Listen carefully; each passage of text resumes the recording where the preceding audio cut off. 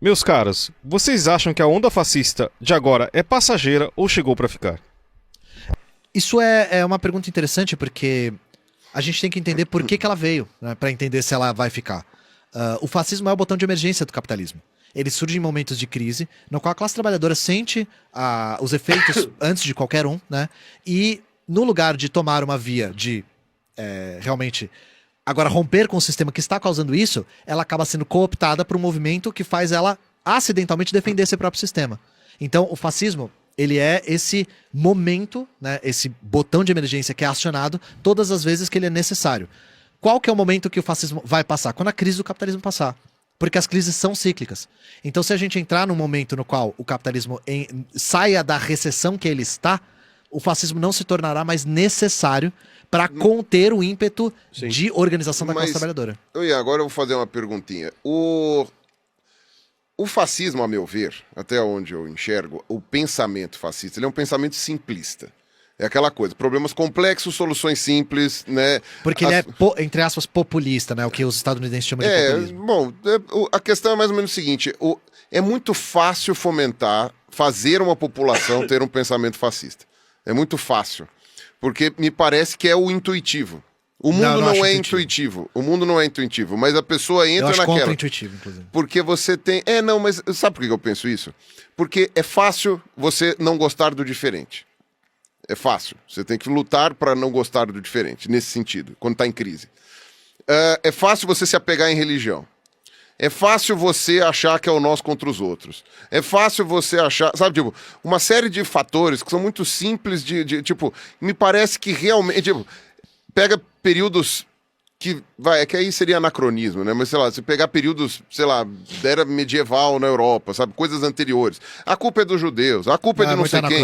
A culpa é não sei das quantas. Acaba ficando muito anacrônico, mas o que eu tô falando há uma coisa na mentalidade da crise do tipo, vou proteger o meu. E foda-se os outros. Isso não é espontâneo. Não é espontâneo. Porque o que acontece? Mas isso é muito fácil Mas por que é fácil? Vamos lá. Por que é fácil se apegar à religião? Porque a religião, principalmente a religião predatória, ela cresce em cima da precariedade. Então ela é fácil por questões materiais, não por questões humanas.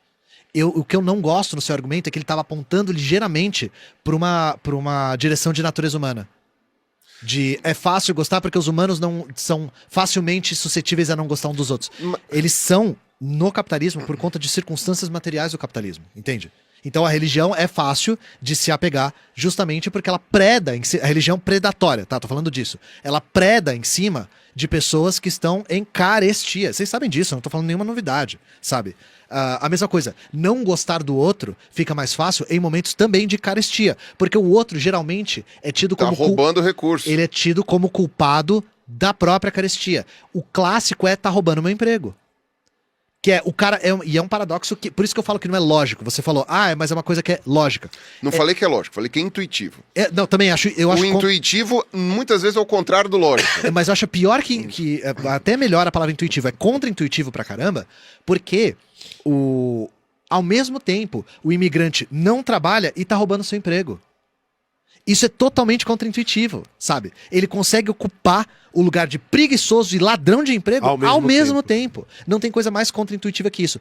Mas por que isso? Porque isso é uma coisa que é organizada. O que o fascismo tem de fundamental para se configurar como um fenômeno fascista? Todo fenômeno fascista é um fenômeno de massas. Todo fenômeno fascista é de massas. Isso é fundamental para um fenômeno fascista. E isso é o que faz com que ele seja tão aparentemente intuitivo, sabe? Porque ele tenta ter esse apelo às massas da melhor maneira possível. E é importante que seja um apelo às massas que faça com que elas acidentalmente se voltem contra elas próprias. Vai lidar com o descontentamento delas, aquilo que elas estão achando ruim. É para domesticar o descontentamento. O fascismo serve para isso. Mas aí, respondendo a pergunta da pessoa que mandou superchat, o fascismo não é que ele veio para ficar. Ele fica enquanto ele é necessário. Se houver um momento, eu não sou mãe de nada, né? Mas se houver um momento no qual o ímpeto da classe trabalhadora, o ódio da classe trabalhadora não precisa mais ser domesticado, aí ele se torna desnecessário. Sim. Entende? Ele não se torna mais um mecanismo que é acionado, porque o fascismo não é criado pela burguesia, mas ele é alimentado por ela, sabe? E a gente também precisa lembrar que o fascismo não acabou na Segunda Guerra Mundial. O quê? Que o fascismo continuou existindo com suas raízes nos países em que ele surgiu. Eu vou dar um exemplo pontual até sobre isso. No o- país que deu a origem da palavra fascismo, Na Itália. Itália. Quando o partido fascista acabou na Itália, surgiu um outro partido que era uma espécie. O símbolo é um túmulo com uma chama, tipo, das cinzas do fascismo tá surgindo outra coisa. Sabe quem que era desse partido? A primeira-ministra da Itália hoje, a Giorgia Sim, Meloni. sim. A Giorgia Meloni era desse partido que é herdeiro do fascismo italiano. Uhum. Então ele nunca morreu, Sim, sim. nunca foi embora. E pra falar o lugar de fato, né? Que muita gente fala que o fascismo, Italiano. o Não, tô fascismo falando da real Itália. é só o italiano e tal. Mas a gente pode falar, eu sei que há controvérsias, mas a gente pode falar do Franco na Espanha, pode falar do Salazar Não, em Portugal. Isso aí O próprio Pinochet seria uma coisa diferente, né? Mas, O Pinochet, enfim, o Pinochet eu gosto de definir diferente, porque o Pinochet não ascendeu com um movimento de massas, ele ascendeu com um golpe golpe militar. feito pelos Esse tem Estados razão. Unidos. Né? Esse tem razão. Mas por que a gente chama fascismo de fascismo? Né?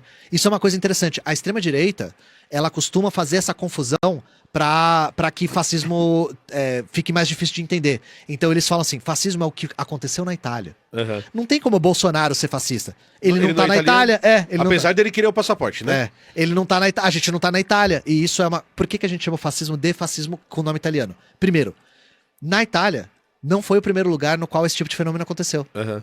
Tem outros lugares que esse fenômeno aconteceu antes. A França é um exemplo. A França, já no século XIX, tinha uma coisa chamada Ação Francesa. Que era um partido que a gente olha e fala, isso aqui é fascismo de cabo a rabo. Sim. Só que na Itália foi quando ele tomou um corpo de massas a ponto de tomar o poder do Estado. Então o nome ficou porque foi o primeiro que adquiriu esse patamar de ficar. Quanto tempo ficou no poder? 20 anos. É um negócio que era inédito, né? Hoje a gente chama fenômenos análogos ao que aconteceu na Itália de fascismo. Por isso que às vezes a gente fala em nazifascismo, né? Que são fenômenos semelhantes e tal. É que eu lembro do Iclis tendo falado isso. Que tem vertentes historiográficas que falam que o fascismo é a única... que só pode se dizer, chamar de Itália, o resto é fascistoide. Você não pode Mas dizer eu que é a tô mesma falando coisa. do ponto de vista marxista, para ser claro, né? Historiadores marxistas costumam usar o fascismo como categoria. Entendi. Então eu tô falando de escolas de historiografia, né? Falando de historiografia marxista, quando você vê fascismo, eles estão falando de uma configuração política particular. É uma categoria política. Boa. Vai lá, Fábio. O Araújo. Sou policial, me considero marxista e precisamos de coletivos que discutam segurança pública. Urgentemente. Existe espaço e precisamos ocupá-lo. E essa pauta é crucial para a esquerda. Ele deve sofrer muito, né? Eu ia falar Sofre isso. muito. Você tá numa É raro isso. Você tá numa corporação que eu tenho certeza absoluta que você não pode se manifestar politicamente dentro. Porque o próprio Bolsonaro disse, se fizer uma pesquisa entre os policiais militares, ele não disse se é militar, né? Mas se fizer uma pesquisa entre os policiais, vocês vão ver que eles não estão divididos. Provavelmente não estão mesmo, né? Isso é complicado, porque Porque eles são muito violentos. Eles são muito violentos e estão autorizados a serem violentos, né? Cara, é a origem da instituição. Para começar, Ditadura militar. A polícia militar é um filho bizarro da ditadura militar. e a ditadura permanece viva dentro da Isso, corporação. que tem como objetivo basilar a violência contra a população. Então, se você pensa na polícia civil é uma polícia investigativa. O crime tem que acontecer para a polícia ser acionada. E a polícia militar é uma polícia preventiva, de prevenção ao crime. Mas é um tipo de prevenção a um crime E não era assim baseado que era na na ordem. violência. Oi? Na época da ditadura, era pra manter a ordem pública. O que era a ordem pública pra ditadura militar? Que continua sendo a mesma ordem pública que a gente tem Lógico, até hoje, sim. inclusive, e aí você tem toda a razão. Por ser uma polícia militar, essa base militar, ela parte A do população é princípio... o inimigo. E parte do princípio do apagamento do indivíduo no treinamento. Então o cara ele ganha um número, ele vira uma patente, ele vira alguma outra coisa. E aí todos os princípios dele são centrados em um só e você gera união. Se o cara não se encaixa nessa união, ele não aguenta nem o treinamento. Ele vai ser expulso pelo próprio sistema. Então, quando a gente fala que a polícia militar tem que acabar, é porque ela é uma bizarrice É bizarro mesmo. construída pra atacar a população em defesa de algo. E eu vou falar uma esse coisa. algo não é a própria população. Ela tem que ser desmilitarizada porque ela é ruim pros próprios policiais, tá? Sim, Isso é uma sim, coisa... total. Perdão. Isso é uma coisa importante de se falar, porque quando a gente fala em desmilitarização da polícia militar, muita gente acha que a gente tá contra os policiais. Sim. Não é exatamente isso. A polícia militar é ruim pros próprios policiais. E agora falando de segurança pública, cara, eu vou falar uma coisa. segurança pública sempre foi um grande calcanhar de Aquiles na comunicação da esquerda. Aham. De verdade. Porque as pessoas sentem a falta de segurança pública na pele e elas querem soluções imediatas para as suas agruras, né? Só que tem uma questão, gente. Mais polícia, mais equipamento para polícia e mais violência Não resolve. não consegue. A gente não tem dados que comprovem que isso resolve a segurança pública. Aí eu vou mais fundo. O objetivo da Polícia Militar não é resolver a segurança pública. Nunca foi. Não é. Não é, eles sabem disso, tá? Não é, eles sabem disso. A direita sabe muito bem que para melhorar a segurança pública só tem um jeito: diminuição de desigualdade social. Sim. Nós tivemos uma queda vertiginosa nos crimes violentos durante a década de 2000. O que aconteceu na década de 2000? A gente teve uma queda histórica da desigualdade social no Brasil. Sim. Esse é o principal fator. E aí muita gente usa esses dados pra falar assim: ah, nesse período a polícia não sei o que lá, e aí os homicídios em São Paulo caíram pra caramba. Gente, os homicídios caíram em todos os lugares do Brasil. Todos. Justamente tendo o fator comum: diminuição da desigualdade social. Eu não tô dizendo que ficou bom, eu não tô dizendo que a desigualdade social no Brasil é muito foda hoje, assim, ela é muito baixa. Mas melhorou, e esse é o fator comum que a gente tem. A direita sabe disso. Só que tem uma questão. Em momento nenhum do programa neoliberal, principalmente de extrema-direita, está diminuição de desigualdade social. Inclusive, muito pelo contrário, está nas entrelinhas o agravamento da desigualdade social. Eles Mas, falam Ian, que a desigualdade social tem que existir. É? Ela é Os um mais princípio, malucos os mais abertos, eles falam. É, porque que eu ia tem falar, que existir. uma boa parte desse pessoal que foi eleito na esteira do bolsonarismo, eu acho que eles não têm nem leitura pra saber disso. Eu acho que eles não têm nem. É a bancada da quinta série. Os caras são meio Não, a gente tá falando do... o sistema político brasileiro, ele é curioso, porque como ser político, né, ser deputado, vereador, é carreira no Brasil, tem países que não é carreira.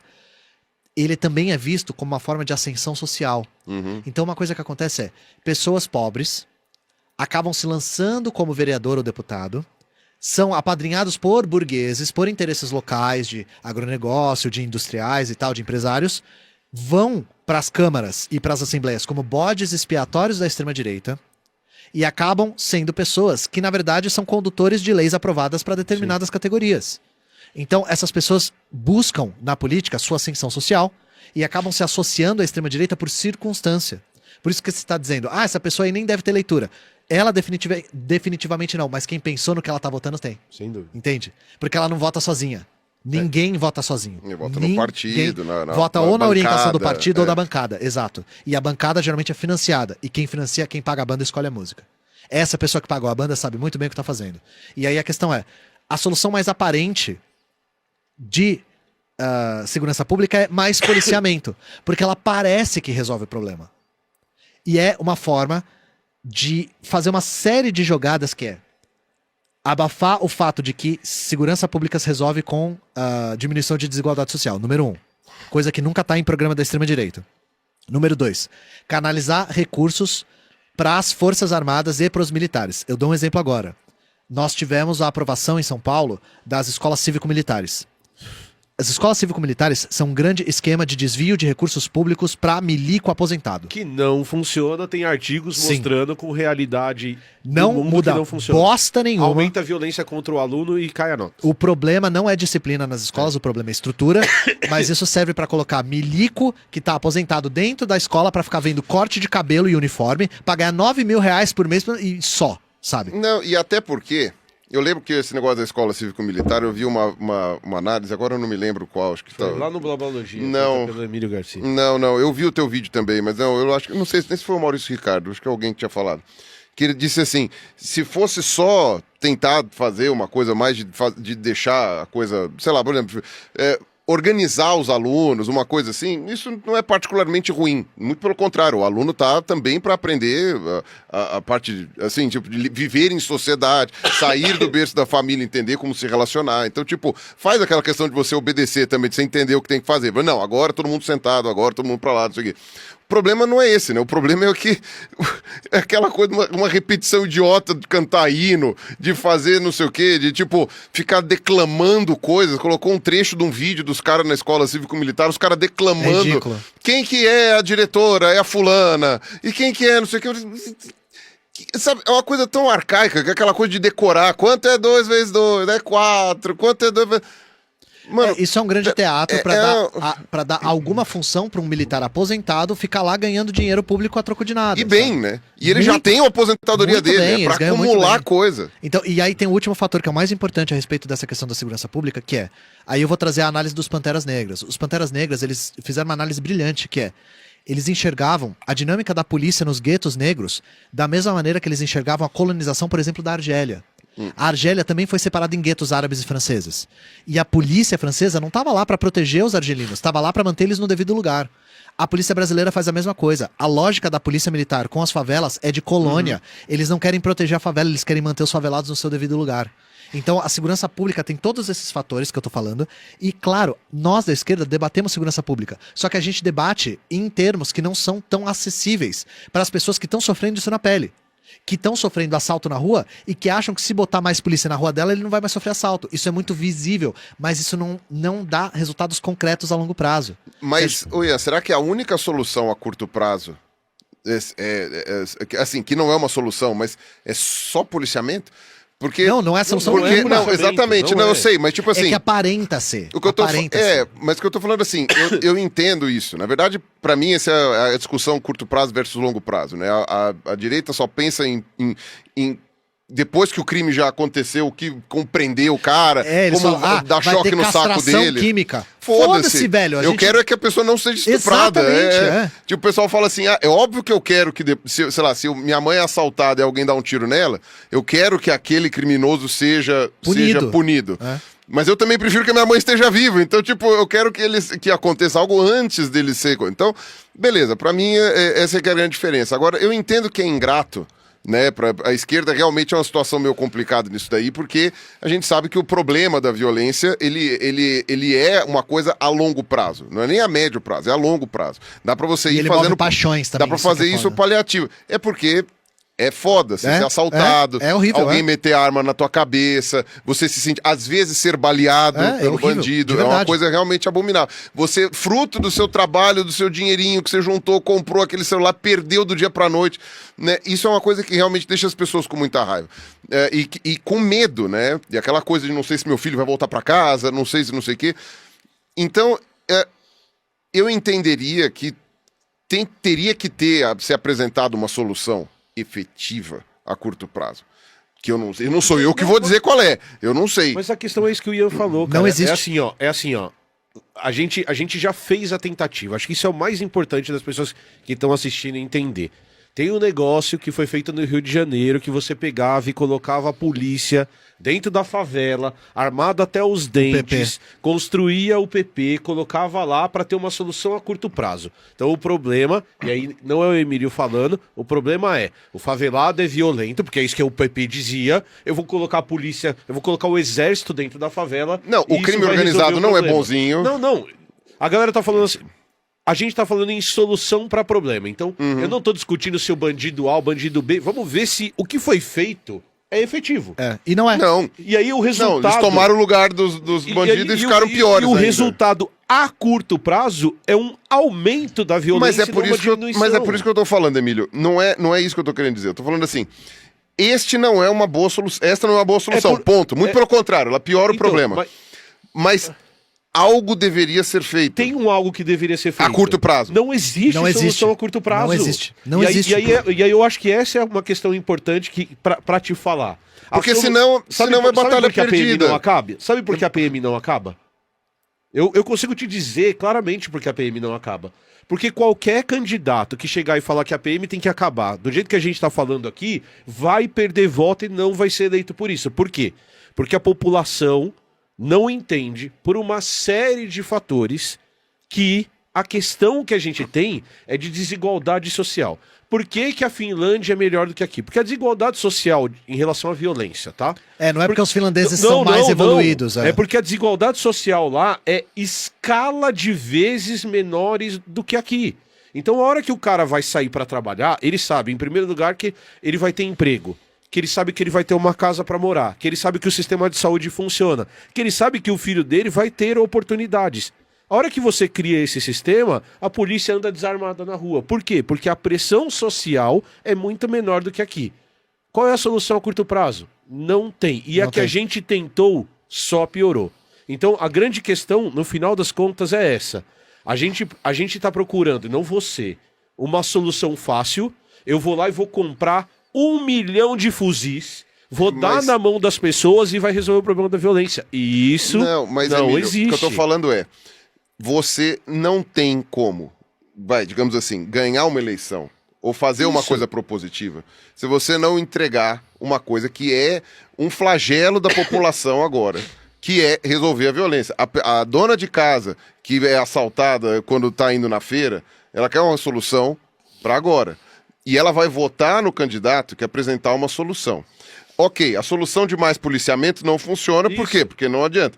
Então, algo tem que ser oferecido para essa pessoa, Eu entendi o seu porque ponto. senão essa pessoa ela vai continuar votando no candidato que vai dar tiro. Eu entendi o seu Entendeu? ponto, mas o que eu e a gente traz é o seguinte, sabe como você resolve? Você mostra pra pessoa, que é o meu trabalho de toda terça e quinta nos últimos anos e é o trabalho da vida do Ian na Soberana, que a disputa não é essa. E essa é a questão. Você, Pirula, pode não concordar, ou pode não acreditar. Mas ou a gente mostra para a população que a gente está numa luta de classes, que o problema é sistêmico, que a gente precisa combater a desigualdade e que no capitalismo, do jeito que ele é produzido e feito, essa disputa sempre vai ser pior pra gente. Então eu posso te dar um exemplo de números, tá? Nos últimos 5 anos, a fortuna dos mais ricos dobrou.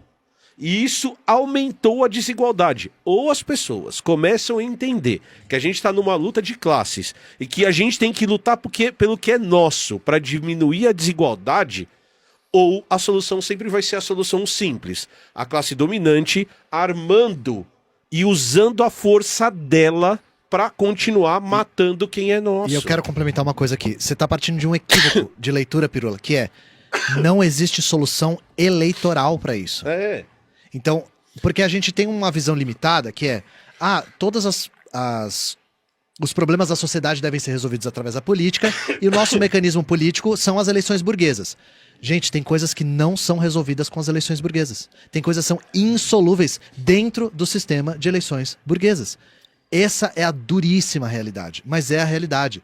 Porque as eleições burguesas são completamente enviesadas e direcionadas para os interesses da burguesia. Não é à toa que a gente chama assim, sabe? Sim. E a burguesia tem muito interesse em manter o sistema desigual. Eu expliquei lá atrás, lembra?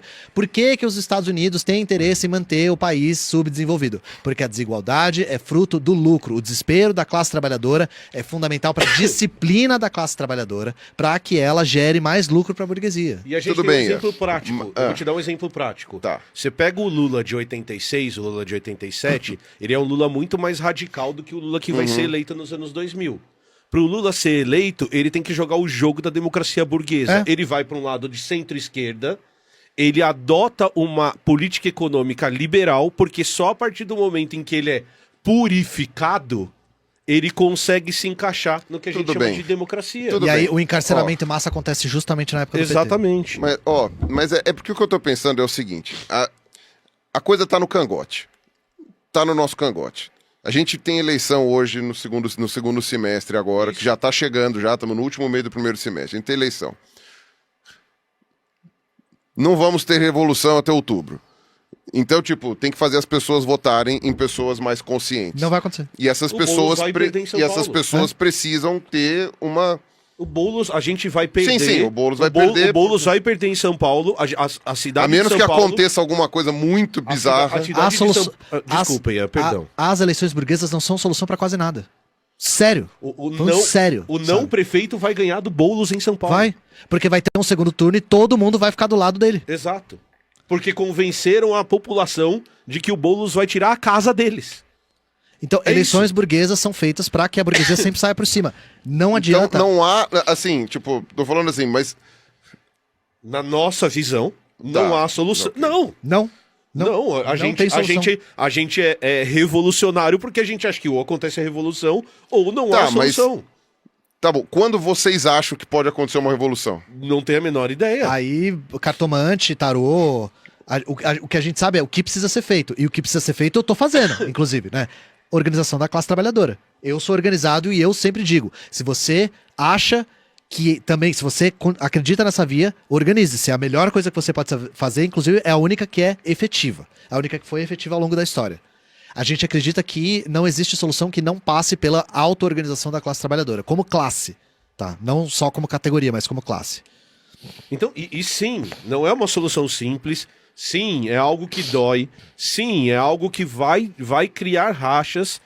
Cara, mas a alternativa que a gente tem é uma alternativa de aumento da desigualdade, é uma alternativa de aumento da violência, e aumenta a violência por uma razão muito simples. Porque o trabalhador olha para a vida que leva e ele fica revoltado com a vida que leva. E a solução que o trabalhador tem é violenta. É uma solução. E aí que tá. É uma solução social, é que você não tá pensando. Você tá pensando no trabalhador e você. O cuidado que a gente tem que tomar é separar porque a sua frase ficou estranha. Não ficou estranha. É que você. Porque a impressão que tá dando com a sua fala é que a pessoa trabalha na fábrica, aí ela chega e fala: tô de saco cheio dessa merda porque eu não ganho nada, vou assaltar alguém. Cara, mas isso acontece em parte da sociedade. Mas a maior parte das pessoas nasce num berço violento, mas elas não foram. Eu sei. Não foram operárias e essas coisas todas. O bandido é fruto do meio em que ele existe e da desigualdade que ele existe. Tudo bem, isso, mas é bem diferente de você falar que a solução do trabalhador é a violência. Tá bom. Essa violência pode se manifestar de uma série de formas, assim, não é só isso. Tudo bem. E a questão é, só pra deixar uma coisa muito clara, porque eu já fui acusado disso no passado. Minha fala de dizer que não existe solução dentro da democracia burguesa não é desmobilizante, é justamente o contrário, tá, gente? Tem gente que acha que eu tô falando assim, não vai funcionar nada mesmo nessa eleição aí, então foda-se, sabe? Não é pra fazer nada. Muito pelo contrário. Esse é o chamado justamente para que a gente tem que fazer outra coisa. E que tudo que a democracia burguesa tinha pra dar de benefício, ela já deu e foi muito rebaixado. Foi muito limitado. O que foi destruído num piscar de olhos, inclusive. Mas nem tentar votar no legislativo. Porque tudo bem, o Boulos não vai ganhar, mas tipo, votar no legislativo, alguma coisa assim. A campanha é desigual. A bancada do agro vai enfiar milhões de dólares para eleger o candidato deles. É o que acontece hoje. A bancada evangélica vai enfiar milhões de reais para eleger mais evangélico. Você fala isso, a gente tá virando o evangélico cristão. É o Cristã Liban. Isso, Cristã Liban. Mas isso por conta do poder que. Por isso que a gente fala o tempo todo, só pra falar de uma coisa um pouco mais teórica, que o poder passa pelo domínio dos meios de produção. Por isso que a gente fala o tempo todo em meios de produção. A classe que domina os meios de produção da riqueza é a que vai dominar o meio político. E isso aqui, essa separação é fundamental, assim, separar uma coisa da outra é um equívoco de leitura. Porque, justamente, quem domina as ferramentas de produção e reprodução da vida são os que conseguem atingir as instâncias políticas que mantêm esse sistema no lugar. Tudo bem. Quem estando no poder vai... por exemplo, porque aquilo que você falou, o sistema quebrado... A ideia é conscientizar o trabalhador de quem ele é, do que ele é, organizar, tal, não sei o quê, perceber quem são os inimigos, etc, etc. Beleza, tudo isso daí eu consigo entender. Mas, enquanto isto acontece, estamos submetidos à ordem vigente. E as coisas podem ser muito piores, ou muito melhores, ou muito menos piores, dependendo da situação. De quem tá, de quem não tá, de quem vai, do que foi votado, do que não foi votado, como foi a pressão, como não foi a pressão, e etc. Entendeu? Eu não tenho detalhes sobre como foi a Revolução Russa, o começo dela. Você falou que teve uma tentativa em 1905, só em 1917 que ela foi implementada, não. Que ela conseguiu alguma coisa implementar mesmo, foram anos depois, tal. Enfim, eu não sei exatamente como foram esses estopins. Mas eu imagino, então, que esses estopins sejam quando a coisa tá muito feia. Muito, muito, muito feia. Que aí a população realmente começa a canalizar a raiva dela para onde tem que ir, digamos assim. Então, tipo, seria, sei lá, quanto pior, melhor? Não sei. Não, porque isso senão é um fica. equívoco. Não. Porque senão fica. Eu tô enxergando isso de um jeito um pouco. Eu tô um pouco assustado. Porque eu enxergo uma maneira que eu chego e falo assim, tá bom, então não há solução na democracia, não há solução na eleição, na coisa. Eu falei, tá bom, então, tipo, o Boulos vai perder, pau no cu. Tá, é Mas isso. foi o que eu acabei de falar. Foi o Porque, que eu acabei de porque falar. a minha impressão tá bom, então a gente tem que mobilizar a classe trabalhadora, tá certo. Mas como, sabe, porque o meio do caminho pode demorar anos. E esse meio do caminho, acho que meio que seria bom a gente não deixar a coisa ir tão feia assim, né? Isso é um debate- Isso pressupondo na questão, eu posso falar o que eu penso Isso é um debate sobre a importante revolução, que mas aí... que os russos já faziam também, inclusive, a respeito de reforma ou revolução. Né? Existem uma série de desvios. São excludentes, Não. Não. porque essa que é a questão. Não.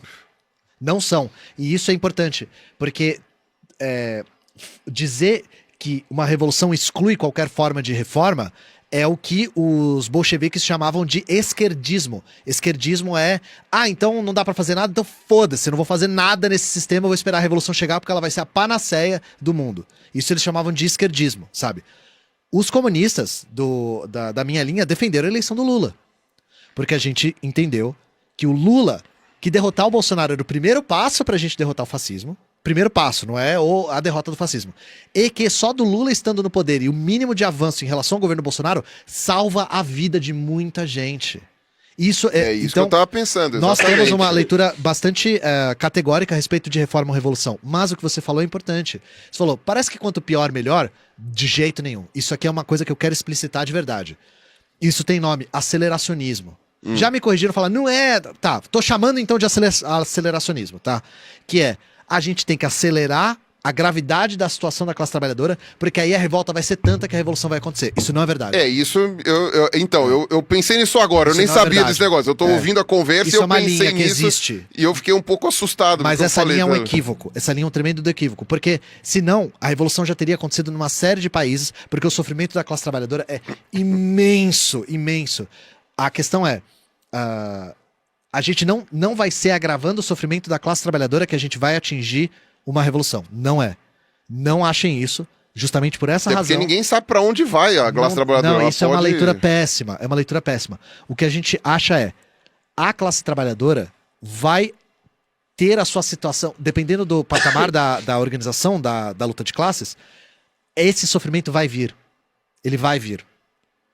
E, tanto que o exemplo que eu dei de hoje em dia a gente está lutando para manter os mínimos direitos que a gente já tinha, isso é um exemplo de como esse sofrimento vem. E aí, qual que é a chave da questão? Quando esse sofrimento vir, nós precisamos estar suficientemente organizados para que esse sofrimento não seja canalizado em direção ao fascismo. Que é justamente o que aconteceu agora no Brasil. O sofrimento veio e ele foi engolido pelo bolsonarismo. Por quê? Porque a extrema-direita estava organizada quando a gente não estava. Que é o que tá acontecendo na Itália, que tá organizada, que tá pegando um trabalhador e levando pro fascismo. Pensa em 2013, quando a gente teve aqueles protestos espontâneos nas ruas. Que foram espontâneos de verdade. Sim. Eu não defendo a tese de que eu foram... tava lá. Eu também estava. Foi bem... Aqueles protestos começaram a ser engolidos pela direita. Por quê? Porque a direita era a única que estava organizada. A esquerda não estava. Então ela não conseguiu absorver essa energia para que as pessoas usassem essa revolta em favor dos seus próprios interesses. Elas acabaram usando essa energia contra os seus próprios interesses por acidente. E tem que levar em conta também que o grosso da população de classe média já é um pouco refratária a qualquer ideia que pareça esquerda. Sim. Hoje menos. A gente tem uma classe Hoje média menos. bastante Eu entendo. conservadora. Eu sim. entendo que hoje menos porque agora as coisas estão mais jogadas na mesa. Mas em 2013, né, era aquela coisa, não, isso daí sou sindicato, Deus me livre. Então eu acho que CUT, se envolve a CUT é ruim. era mais fácil, né, canalizar esse tipo de revolta que a população estava por um caminho já conhecido. Mas a organização é importante. Porque o que acontece? Logo depois de 2013, nós temos a visita de pessoas de extrema-direita. Um dos caras mais importantes veio da Espanha. Veio para cá justamente para ensinar como cooptar um movimento espontâneo para extrema-direita. Isso foi um mecanismo ensinado, sabe? Eu lembro disso.